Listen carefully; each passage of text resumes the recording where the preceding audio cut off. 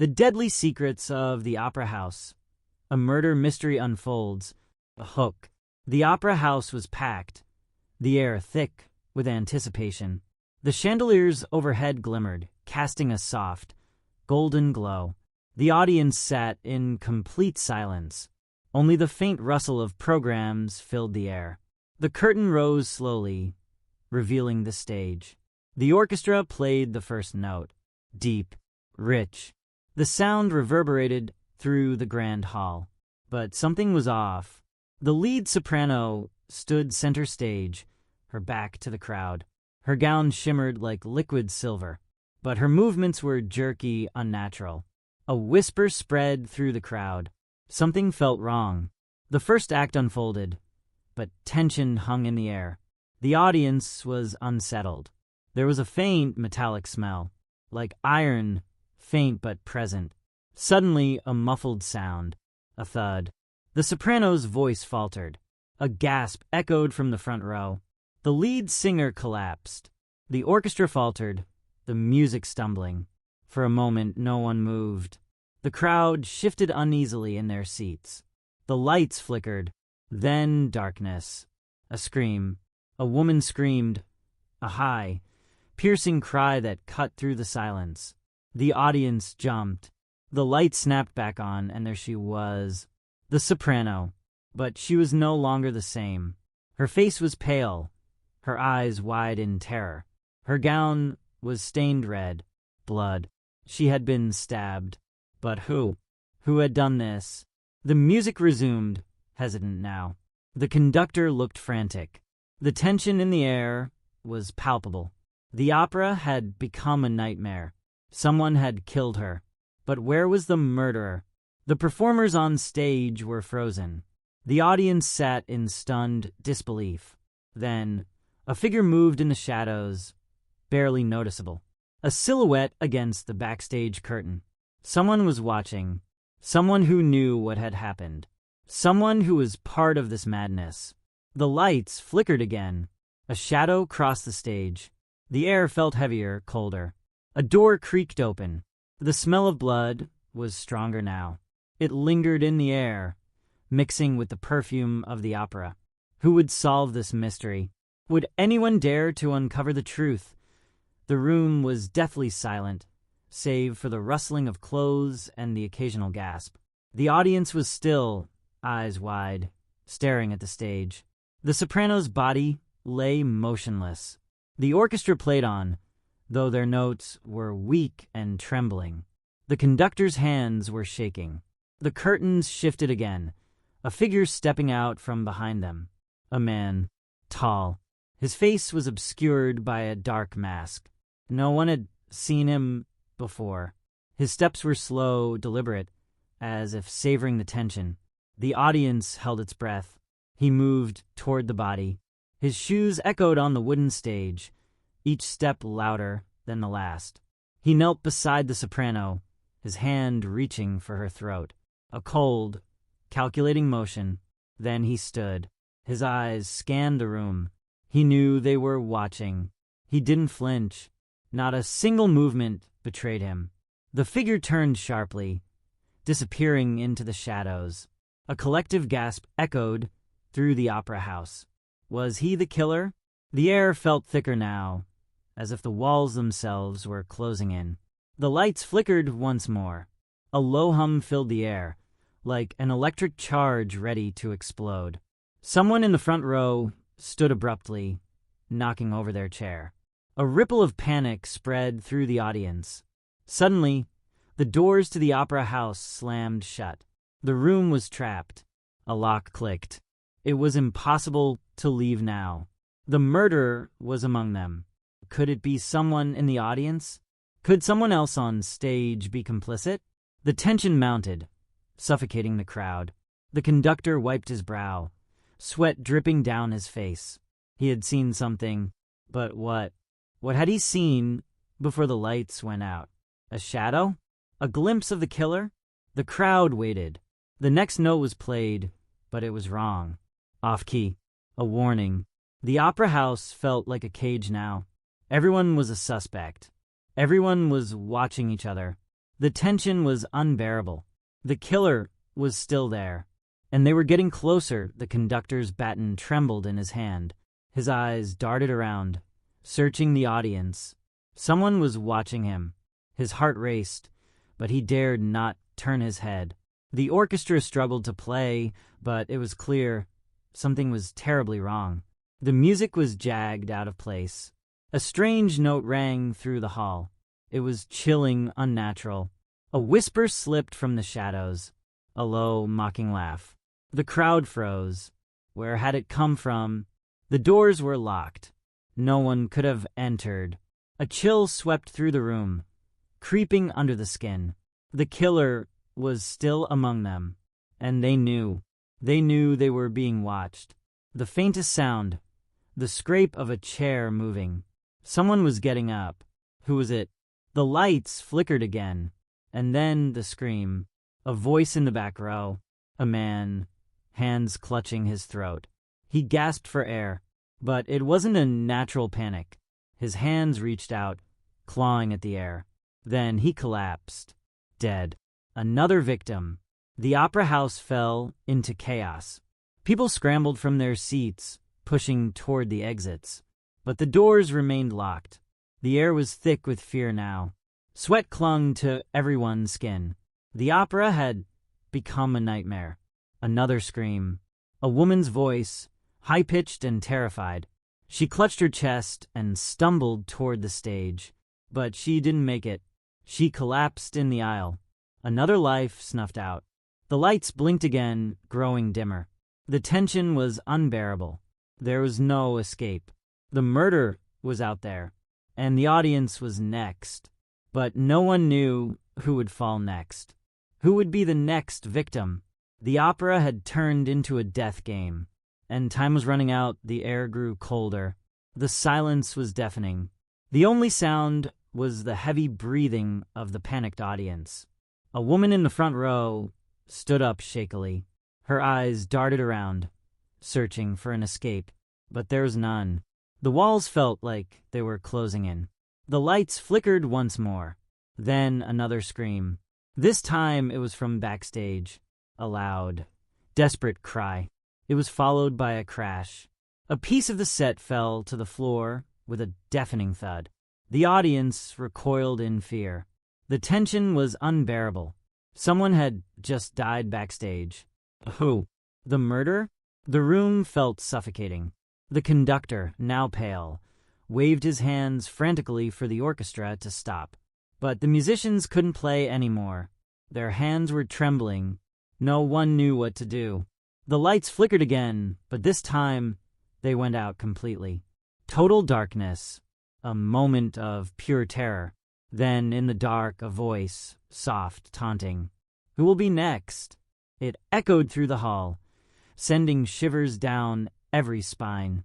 The sound of footsteps, light, deliberate, echoed in the darkness. Someone was moving through the rows of seats, slowly, stealthily. No one knew where they were, but everyone was watching, waiting. The footsteps stopped. A pause, a long, drawn-out pause, and then light. A single spotlight illuminated the center of the stage. A figure stood there, the killer. Their face was hidden, obscured by a dark mask. They didn't move. They simply stared out into the audience, their eyes piercing. Everyone held their breath. No one dared to speak. The tension was unbearable.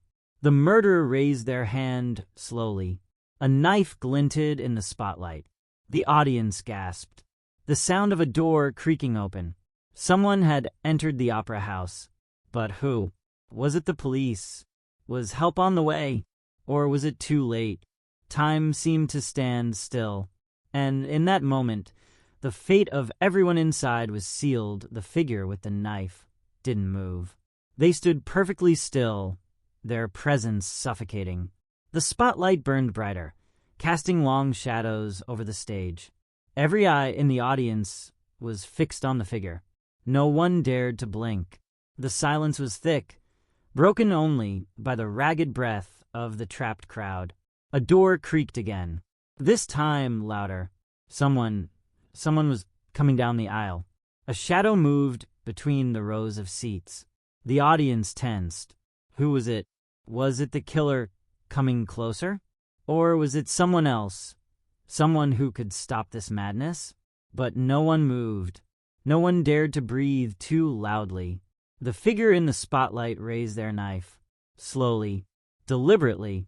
Then, with a sudden movement, they turned, vanishing into the shadows. The audience gasped collectively. The music swelled, discordant and frantic, but it felt wrong. The light flickered again, flickered and dimmed, until the room was plunged into complete darkness. A cry of terror erupted from somewhere in the back of the hall. The unmistakable sound of something heavy falling to the ground. Then silence. A low, drawn-out groan echoed in the dark. A single, haunting whisper slithered from the shadows. Time's up. The darkness stretched on. Footsteps again. Soft, slow, then louder, closer. A figure emerged from the shadows once more. This time, they were moving quickly, fast, purposeful. But as they reached the center of the stage, another cry pierced the air. A man had fallen from his seat, clutching his chest. Blood. More blood. The audience gasped, recoiling in horror. The murderer had struck again, but the figure in the spotlight didn't move. They remained still, watching the chaos unfold. And then another figure appeared. This one smaller. A woman. But who? Was she a victim? Or had she been hiding all along? No one could tell. The lights flickered again, and the room went black once more. The darkness felt suffocating, like it was closing in from all sides. The air was thick with fear. A frantic shuffle of feet, the sound of breathing, loud, ragged, pierced the quiet. Then a flicker, a dim light. The spotlight blinked back to life. But this time, the stage was empty. The murderer was gone. No sign of the woman. No sign of anyone. Only the body of the man, still lying in the aisle, his blood staining the floor. Panic spread through the crowd like wildfire. They couldn't see anything. They couldn't move. The doors were locked tight. No escape. The sound of footsteps again, louder this time.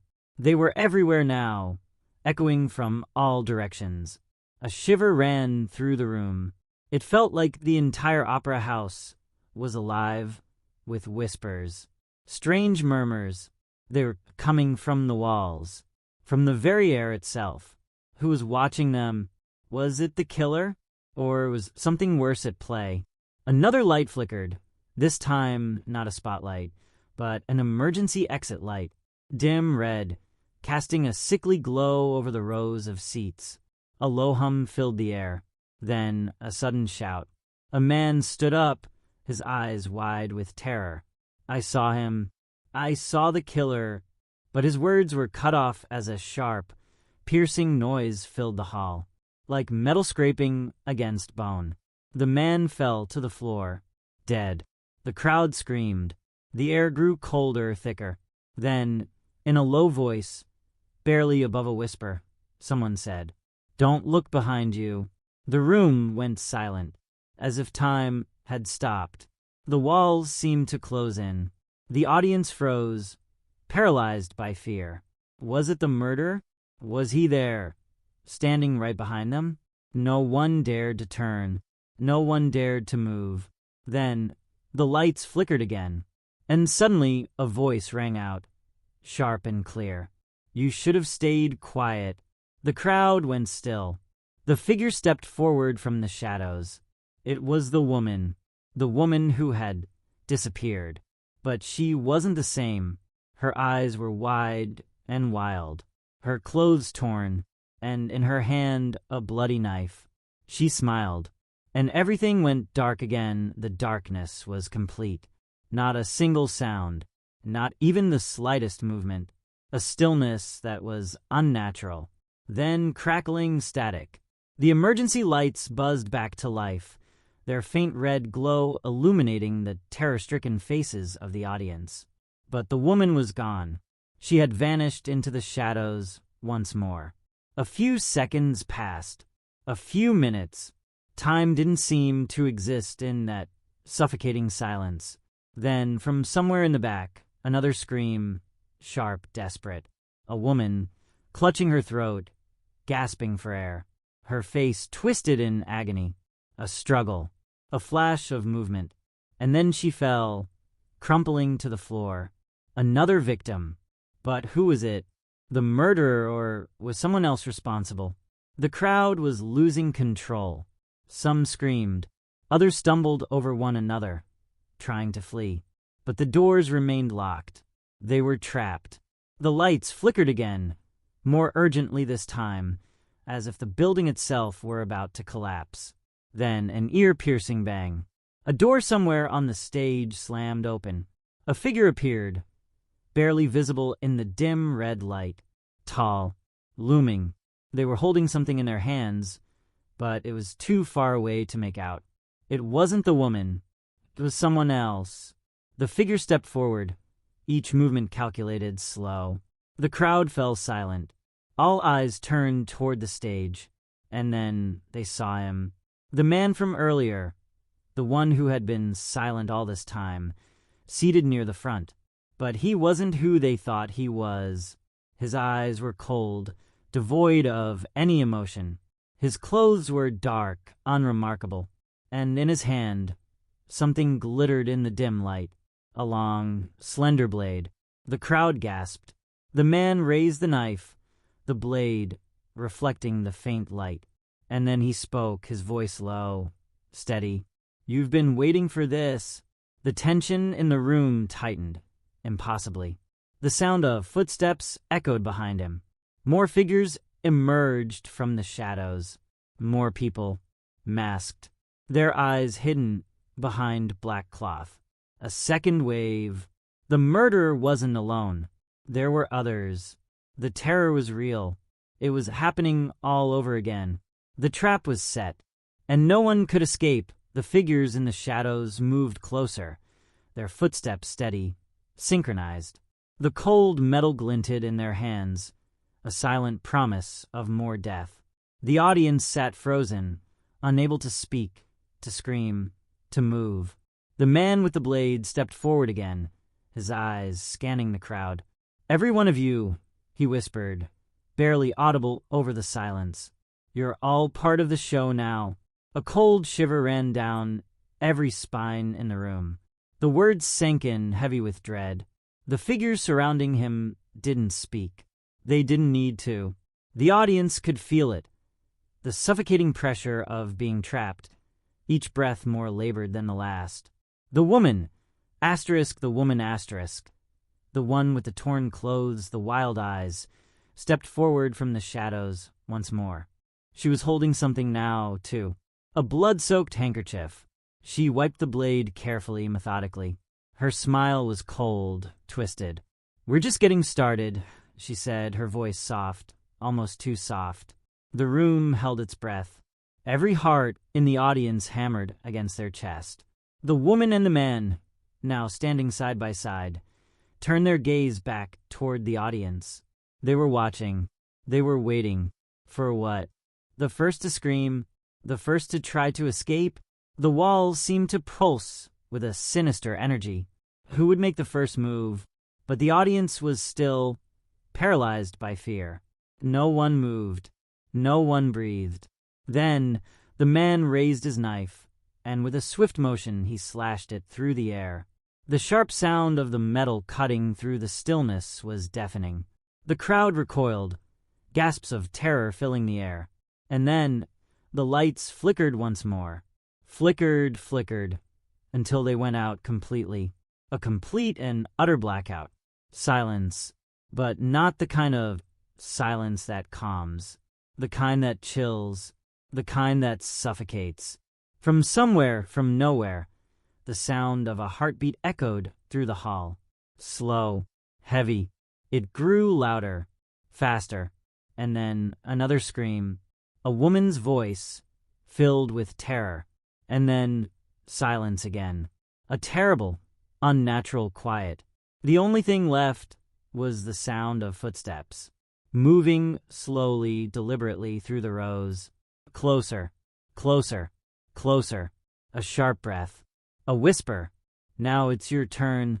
The whisper hung in the air, like a ghost, lingering and heavy.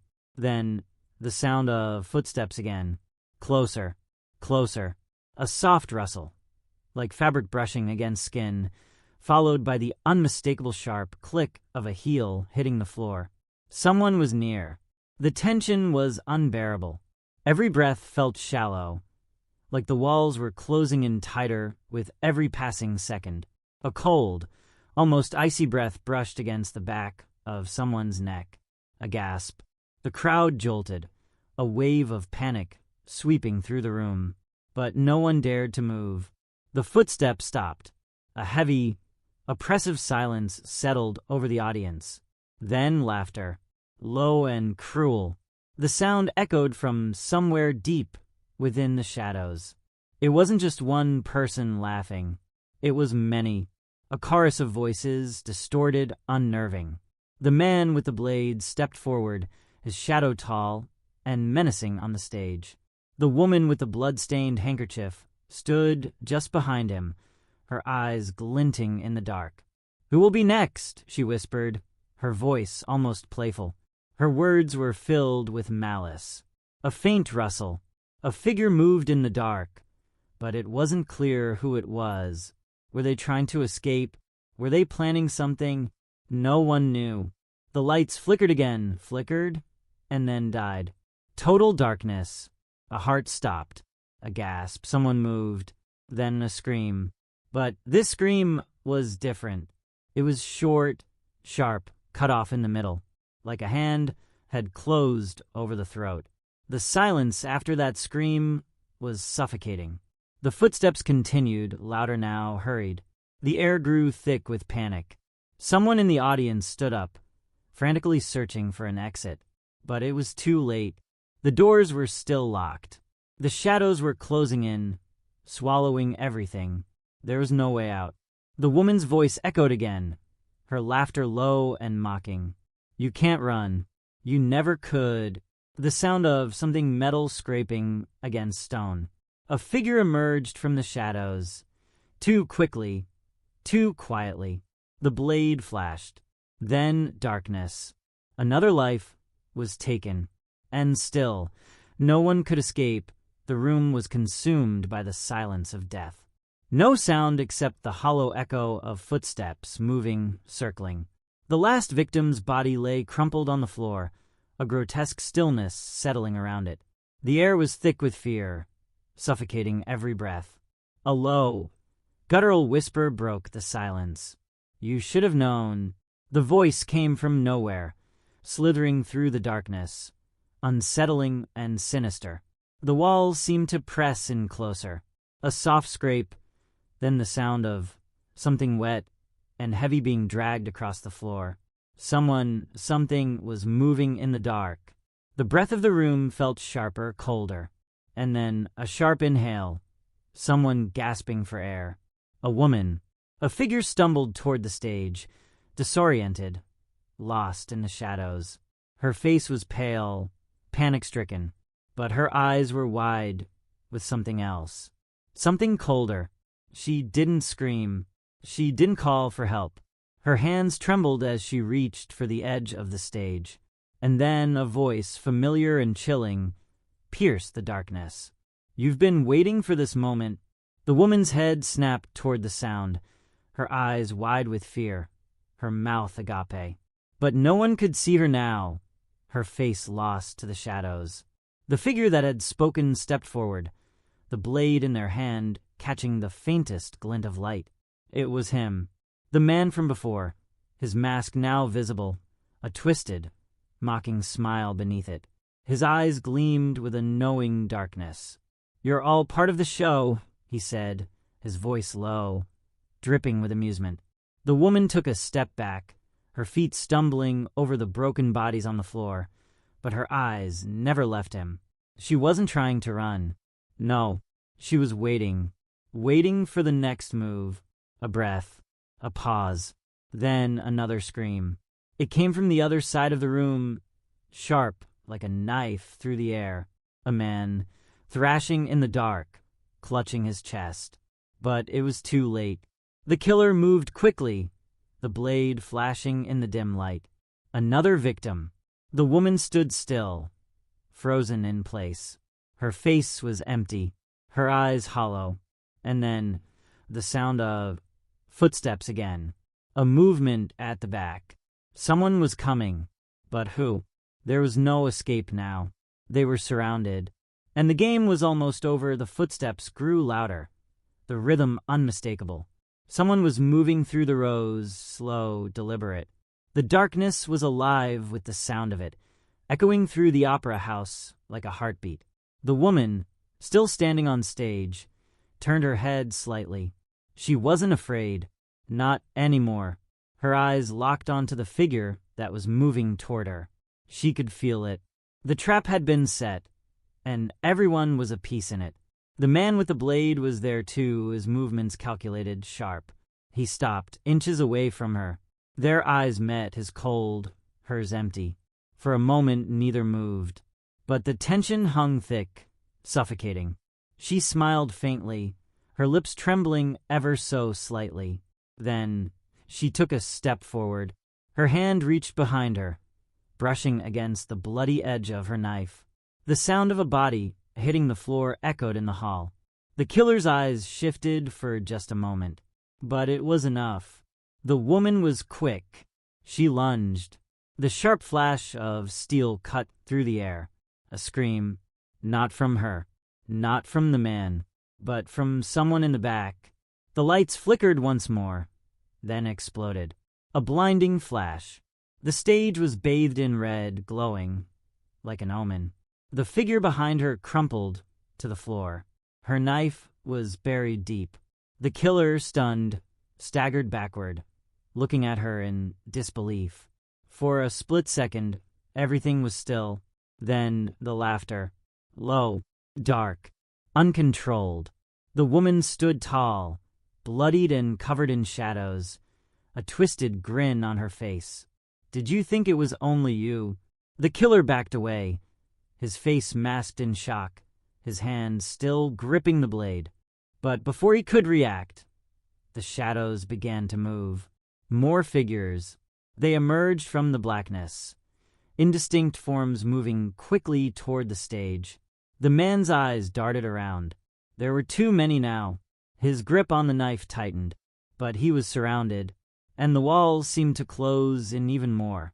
A voice rang out from the shadows. You thought you controlled this, didn't you? The woman's laugh mixed with the voices of those who had joined her.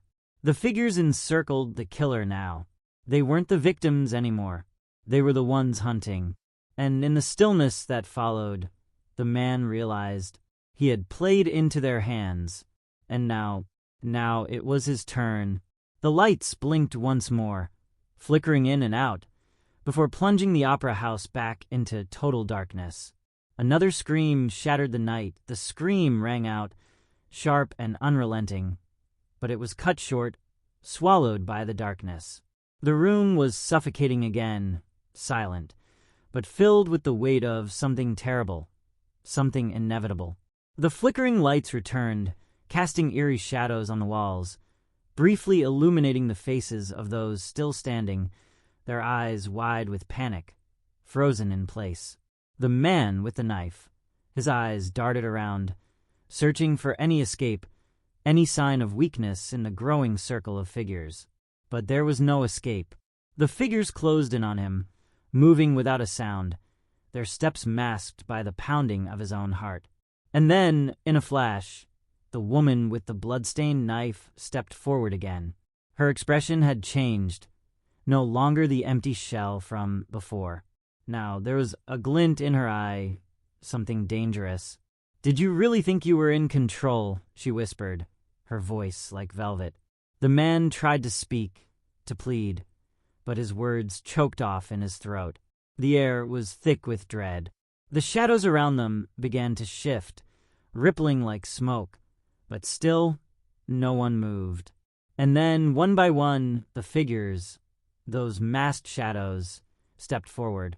They were no longer faceless, no longer mere pieces of the game. They were people, each one wearing a mask, each one carrying a weapon. The woman's twisted smile stretched wider. "You've taken so many lives," she said softly, her gaze steady. "But you never once thought you'd lose your own." The circle around him tightened. He was trapped. The air buzzed with tension, like a string pulled taut, ready to snap. And then the woman raised her hand. The room held its breath. A single figure moved forward, slow, deliberate. Another face from the shadows.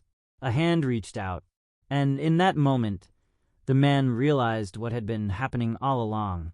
He had been a pawn. The moment the first death occurred, they had been waiting, watching, organizing. It had all been set up. The blood, the fear, everything. He was no longer the hunter. He was the hunted. With one final, swift movement, the woman's knife plunged deep into his chest. The room exploded in chaos. A scream echoed through the hall. The light flickered once more, its red glow casting a haunting pall over the faces of the onlookers. It was too late for them. They had all been part of this. And now there was nothing left but the shadows. And the sound of footsteps, soft, rhythmic, echoing through the empty hall. And the silence that followed. There was no movement. No sound. Only the weight of the darkness pressing down on every single soul still in the room. The shadows stretched long across the floor, swallowing the bodies, the broken dreams, the final remnants of the chaos that had unfolded. The air was thick, impossibly thick. It felt like the walls themselves were closing in, suffocating everyone trapped inside. The woman stood in the center of the stage, her figure silhouetted by the faint, dying glow of the emergency lights. She was calm, in control. Her face was a mask of satisfaction, but there was something else behind her eyes, something darker, something more. The figures, those who had been part of the twisted performance, remained motionless, as if waiting for something more. The audience, paralyzed in fear, could barely breathe, unable to look away from the empty, silent void that now consumed them. They were all caught, every last one of them. No one had escaped the game. And then, from somewhere deep within the opera house, a faint noise, barely audible, broke through the stillness. A faint tapping, almost like footsteps. It grew louder, closer. The sound echoed in the hollow space, drawing attention to the edges of the stage. A shadow moved. A figure emerged from the darkness. A man. He was tall, his clothes torn, his eyes wide with terror. His breath came in ragged gasps, and his movements were erratic. But as he stepped forward, the crowd remained still. He was familiar. A survivor? Had someone escaped? The woman's smile faded, her eyes narrowing as she watched the man approach. He didn't seem to see her, or anyone else for that matter. His focus was elsewhere, his gaze frantic, darting around the empty hall, as if searching for a way out. For a brief moment, his eyes met hers. Recognition flickered, but it was gone as quickly as it came. He stumbled, his feet dragging, and then collapsed in the middle of the stage. His breath came in shallow gasps, his chest heaving, as if he was fighting for life. But his time was running out. And then, in the quietest of moments, a sound, a barely audible click, echoed from the shadows. The woman's eyes shifted, her hand moving slowly toward the handle of her knife, which was still stained with blood. The tap, tap, tap of the footsteps continued in the background, now joined by another noise, the unmistakable sound of something heavy scraping across the floor. And then, as if a switch had been flipped, everything erupted into motion once more. The figures, those who had remained hidden, stepped forward in unison, their hands reaching out, closing in on the final survivor. But no one could hear him scream. The room swallowed it whole. and just like that, the game was over. The darkness that had settled over the opera house was absolute, suffocating. The final screams, the last gasps of the dying, seemed to echo faintly in the distance, fading into nothingness. Everything was still. The room had become a tomb. The woman with the blood-stained knife stood alone in the center of the stage, her eyes scanning the shadows, a cold smile still tugging at the corner of her lips. Her work was done. The figures that had once circled, waiting for the final act, had disappeared, vanished into the darkness, leaving only the sound of the room's oppressive silence. The audience was no longer an audience. They had become the forgotten. The walls seemed to close in tighter and tighter, but there was no escape. The doors remained locked, the windows sealed shut, as though the building itself was alive, trapping them in its deadly embrace. The woman's smile faded as she looked around at the empty hall. A flicker of something passed through her eyes, perhaps regret, but it was gone in an instant. And then a sound, a shuffle, a movement in the far corner of the room. Someone was still alive. The woman turned sharply, her knife poised ready. Her eyes scanned the space, searching for the intruder. But there was nothing, no one. Her breath slowed, each exhale reverberating in the thick air.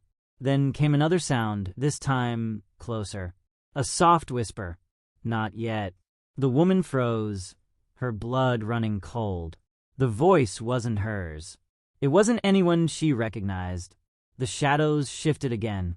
Figures emerged from the corners of the opera house. More than before, they were not people. Not anymore. They were something else. Something darker. The woman stood there, facing them unblinking. She knew then that this was never meant to end. The game, the killings, the chaos, it had all been a test. A twisted play with no final act. And as the figures closed in on her, her smile returned, wider than ever. The final act was yet to be written. And it would never end. The oppressive silence that had consumed the opera house lingered, thick and heavy, as if the building itself was holding its breath. The shadows, once filled with movement and terror, were now still. The air was stifling, almost suffocating. The final act had unfolded, and yet there was no closure, no resolution, only the remnants of a twisted performance that had taken place within these walls.